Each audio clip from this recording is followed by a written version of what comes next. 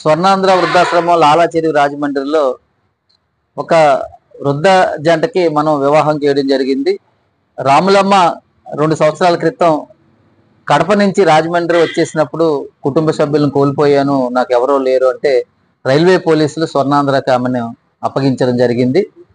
3-4 నెలల క్రితం మన రాజమండ్రి నారాయణపురానికి చెందినటువంటి మడగల మూర్తి, అతనికి భార్య చనిపోయి అనారోగ్యం పాలయ్యి పక్షవాతం రావడం వల్ల నడవలేని పరిస్థితుల్లో అతని స్నేహితుడు మన ఆశ్రమంలో జాయిన్ చేయడం జరిగింది.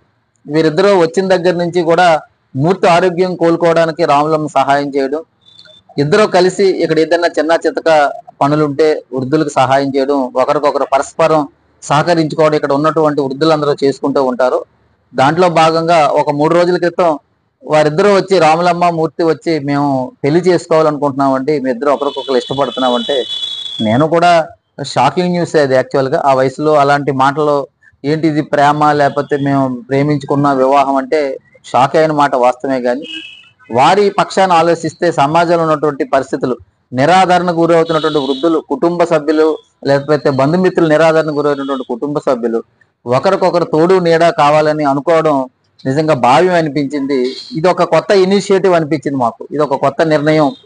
మన రాజమండ్రి సంఘ సంస్కర్త, వితంత వివాహకర్త కందుకూరి వీరేశలింగం గారు ప్రారంభించినటువంటి సంఘ సంస్కరణలు ఈరోజు ప్రపంచానికి ఆదర్శంగా ఉన్నాయి.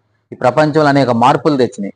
మరి రాజమండ్రి స్వర్ణాంధ్ర కూడా మరి నిరాశ్రయులు వృద్ధులను మరి ఆశ్రయం కల్పించడం, అలాగే రాజమండ్రిలో ఉన్నటువంటి నిరాశ్రయులు వృద్ధులు ఆసుపత్రికి వచ్చే వాళ్ళ కోసం మన లాలాచెరువు స్వర్ణాంధ్ర ప్రాంగణం, అలాగే పుష్కర్ ఘాట్ గవర్నమెంట్ హాస్పిటల్ దగ్గర కూడా ఉచిత భోజన పంపిణీ కార్యక్రమం నిరంతరం చేస్తూ ఉన్నాం. మరి ఈ జంటకి ఇలాగ వివాహం జరిపించడం తప్ప ఒప్పో తెలియదు, కానీ వారు కోరుకున్నట్టు వారు మానసిక స్థితిని అర్థం చేసుకుని వారిని సామాజికంగా ఒక్కటి చేయాలని దండలు మార్పించే కార్యక్రమం చేయడం జరిగింది. మరి దానికి నేను పౌర సమాజాన్ని అభ్యర్థిస్తున్నాను. మేము చేసింది తప్ప ఒప్పో, వారికంటే నేను చిన్నవాడిని అయినప్పటికీ కూడా సమాజాన్ని అభ్యర్థిస్తున్నాను. ఇలాంటి ఒక ప్రపోజల్స్ వచ్చినప్పుడు, ఇలాంటి కొత్త కార్యక్రమాలు జరిగేటప్పుడు పెద్ద మనసుతో మనం వారి నిర్ణయాన్ని అంగీకరించి వారికి మద్దతుగా నిలబడి వారిని ప్రోత్సహించి, లేకపోతే వారికి ఇక్కడ ఉండడానికి ఆశ్రయం కల్పించి వారిని జీవించే విధంగా వారిని ప్రోత్సహించాలని చెప్పేసి అందరినీ కోరుకుంటూ నేను ముగిస్తున్నాను. నా పేరు లైన్ డాక్టర్ గుబ్బల రాంబాబు, స్వర్ణాంధ్ర ముఖ్య నిర్వాహకుడిని.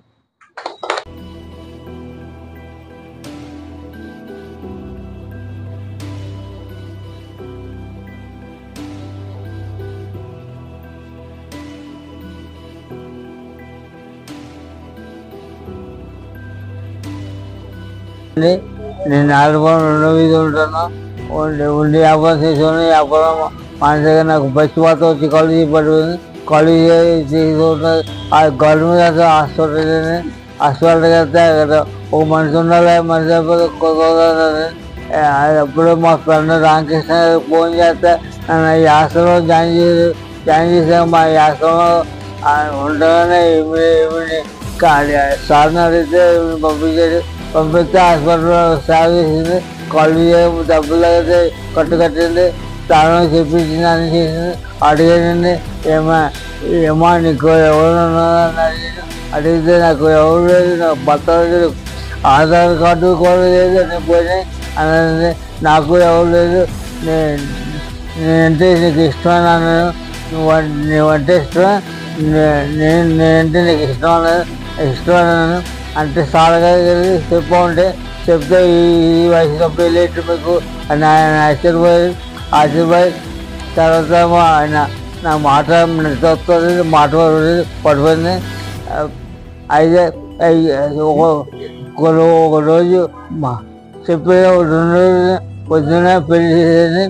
అందరినీ ఆమోదించిన తర్వాత పెళ్లి చేసేది. అందరికీ స్వీట్లు, కొట్లు, రుమాలు పంచేది. మా జనాభాకి సార్ అర్థం సార్కి సార్ మాకు దేవుడండి.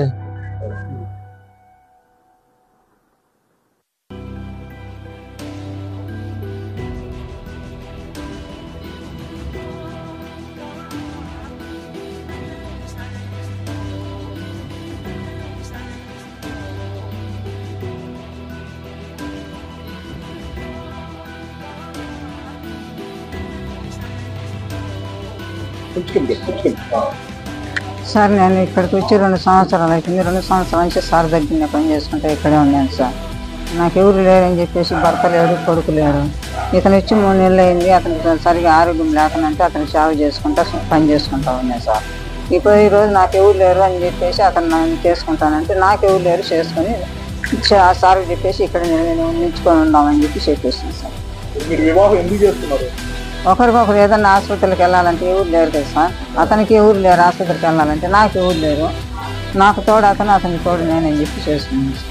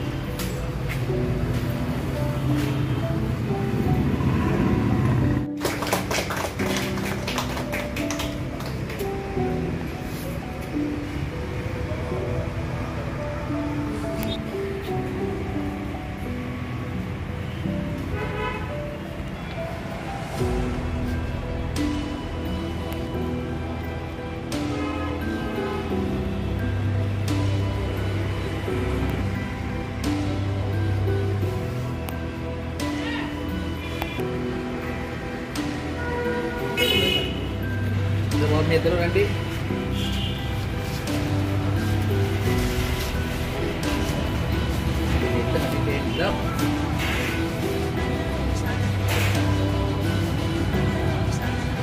మీరు కూడా ఇద్దరండి. మీరు బాగా ఇద్దరండి.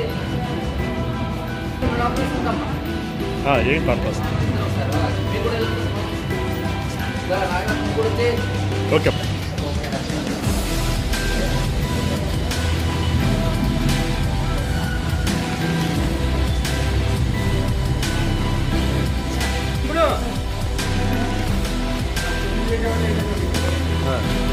కాఫీ తాగేవాడు అడుగు.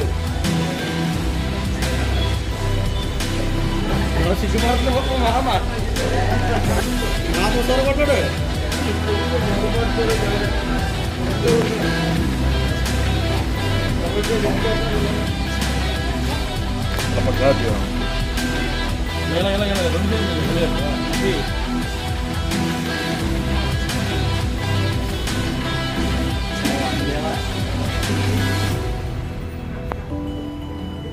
ఇంకెళ్ళదు గుడికి. నోట్లో పెట్టు తినమ్మా, పర్లేదు. కొడుకు కొడుకమ్మ తిన్న మనమేమి తాతకి మామకి నువ్వు తాతకెట్టు. ఓకే.